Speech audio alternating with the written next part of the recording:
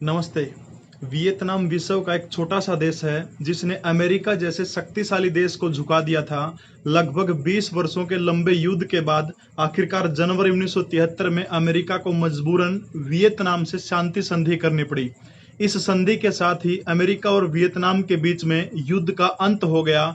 इस युद्ध में अमेरिका को बुरी हार के साथ अरबों डॉलर का नुकसान हुआ और उसके करीब 58,000 सैनिक मारे गए। अमेरिका पर विजय प्राप्त करने के बाद वियतनाम के राष्ट्रपति हो चो मिन्ह से एक पत्रकार ने सवाल पूछा। जाहिर सी बात है, सवाल यही होगा कि आप युद्ध कैसे जीते या आपने अमेरिका को कैसे झुका दिया।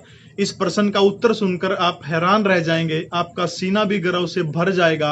वियतनामी राष्ट्रपति ने कहा कि सभी देशों में सबसे शक्तिशाली देश अमेरिका को हराने के लिए मैंने एक महान और श्रेष्ठ भारतीय राजा का चरित्र पढ़ा। उस जीवनी से प्रेरणा और युद्ध नीति का प्रयोग करके हमने सरलता से विजय प्राप्त की। आगे पत्रकार ने पूछा कि कौन था वो महान राजा।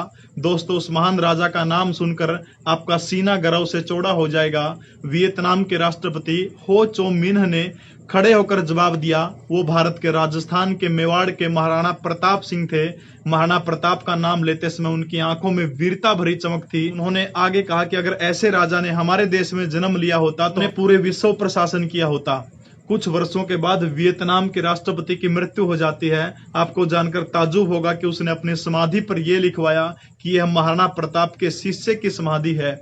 वही महाराणा प्रताप जिसके बारे में अकबर ने कहा था कि अगर राणा प्रताप मेरे सामने झुकते हैं तो आधे हिंदुस्तान के वारिस वो हो गए, लेकिन बादशाह अकबर ही रहेगा। इस पर महाराणा प्रताप ने किसी की भी अधीनता स्वीकार करने से मना कर दिया। कालांतर में वियतनाम के विदेश मंत्री भारत के दौरे पर आए। पूर्व नियोजित कार्यक्रम के क्रमानुसार उन्हें पहले लाल किला और बाद में गांधी जी की समाधि दिखलाई गई। ये सब दिखलाते हुए उन्होंने पूछा कि मेवाड़ के महाराजा महाराणा प्रताप की समाधि कहां पर है। तब भारत सरकार के अधिकारी चकित रह जाते हैं और उन्होंने उदयपुर का उल्लेख किया। वियतनाम के विदेश मंत्री राजस्थान के उदयपुर जाते हैं। वहां पर उन्होंने महाराणा प्रताप की समाधि के दर्शन किए और समाधि के दर्शन करने के बाद उन्होंने समाधि के पास से कुछ मिट्टी उठाई और उसे अपने बैग में भर लिया। भारतीय अधिकारियों ने मिट्टी रखने का कारण पूछा तो उन्होंने कहा कि ये मिट्टी सूरवीरों की मिट्टी है, इसमें एक महान राजा ने जन्म लिया था। यह मिट्टी मैं अपने देश की मिट्टी में मिला दूंगा ताकि मेरे देश में भी ऐसा ही वीर पैदा हो।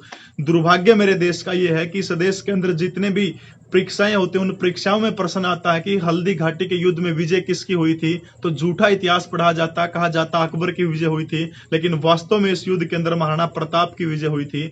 दोस्तों, ऐसी वीडियो के लिए लाइक करें, शेयर करें। जय हिंद।